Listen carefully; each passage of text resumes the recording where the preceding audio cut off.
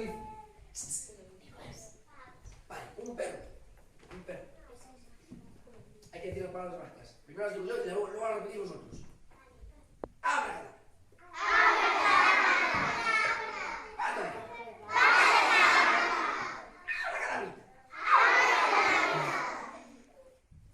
Pata de cabrita.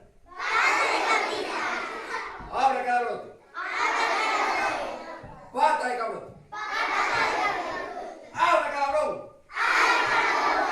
Y ya está. Hay que hacer el gesto mágico y las pelotas se convierten en un auténtico y curiosísimo pez.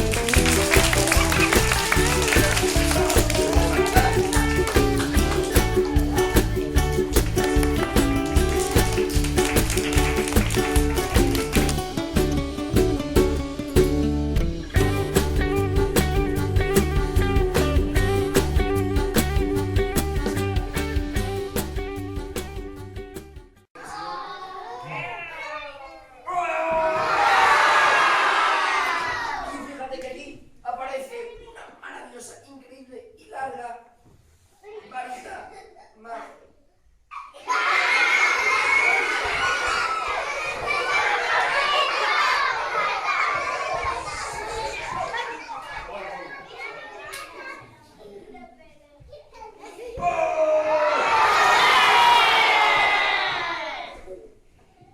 Y ahora sí tiene que aparecer aquí la...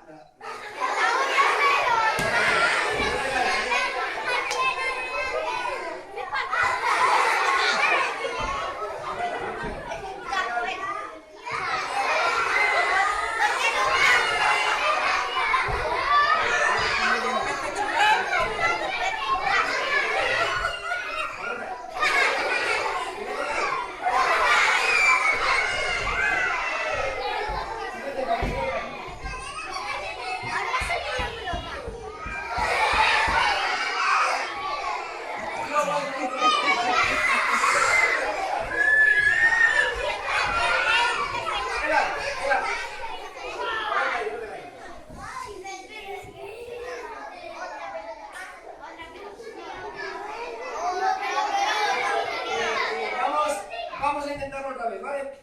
Ahora sí que va a salir. Venga.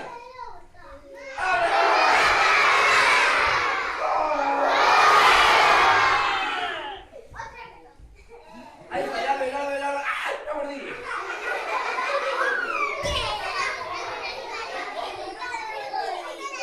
Que no te caigas.